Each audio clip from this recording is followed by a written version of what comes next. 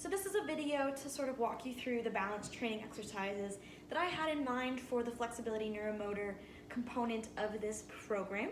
So I'm going to start by showing you some single leg work, as well as some tandem stance work, as well as some side lunge balancing work. So to start off with the single leg work, essentially you'll have your students stand on one leg, and their original measurements will have been done using the stork position, which has them stand like this for as long as they can without deviation on their dominant leg.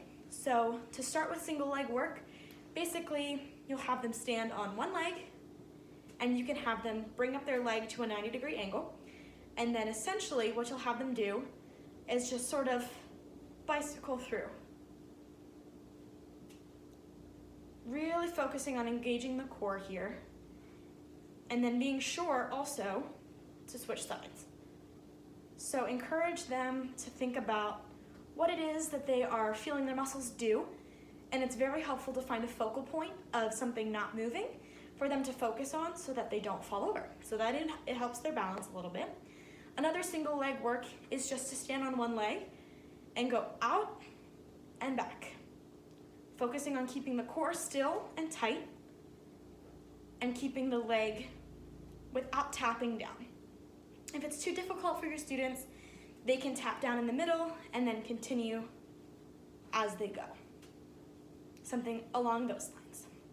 It's also, as a more dynamic balance as well, you can stand on one leg and go out to the side in front, out to the side and back.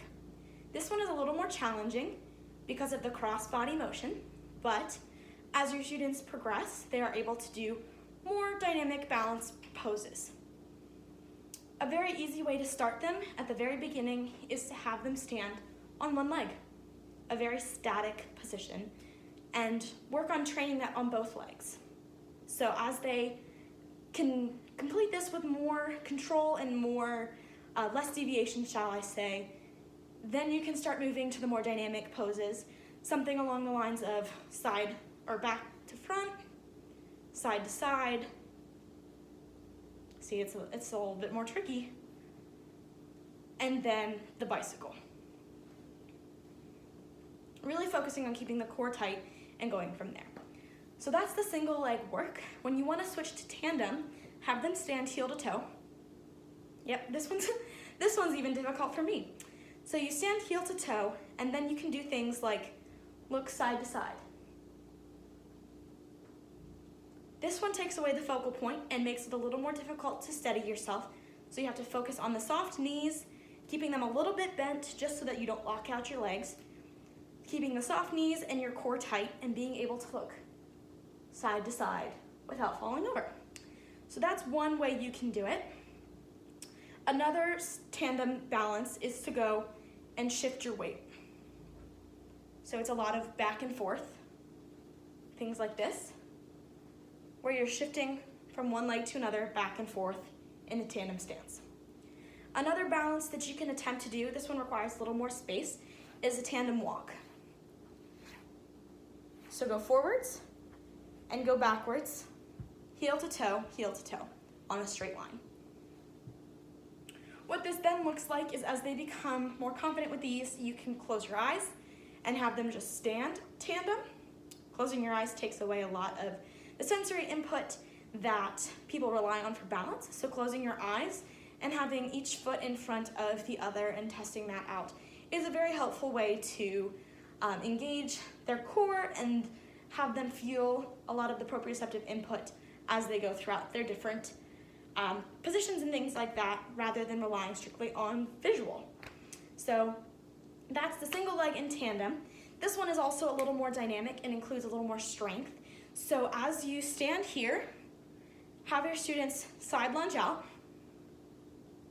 and then come back up to resting without putting their foot back down. And then go back out to side lunge and come back up without resting their foot down. If it is too difficult, they can touch down in between their side lunges, but it's also important to have them work both sides. So complete it and then come up to the resting stance without touching the ground.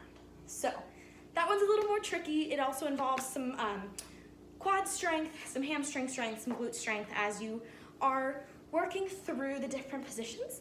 So I think my head's cut off. We'll try it that way. Sometimes it's a little hard to get the right angles. But those are your balance that you can incorporate into your flexibility neuromotor training. So basically, as it gets harder, you can start with, as I start to conquer the more easier positions of the open eyes, focal point, static balance, you can increase the difficulty by incorporating dynamic movements and having them close their eyes or move where they're looking.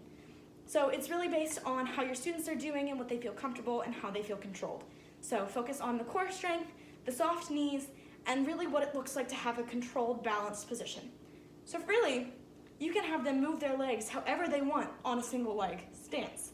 You can have them go in circles, you can have them do whatever they want, as long as they're focusing on core and keeping yourself strong, controlled, and in place.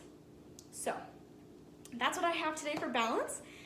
Be sure to incorporate a lot of the balance training in with your yoga and Pilates moves, just so that your students are able to really feel their core working and be able to accomplish more and more as they continue to progress. Thanks.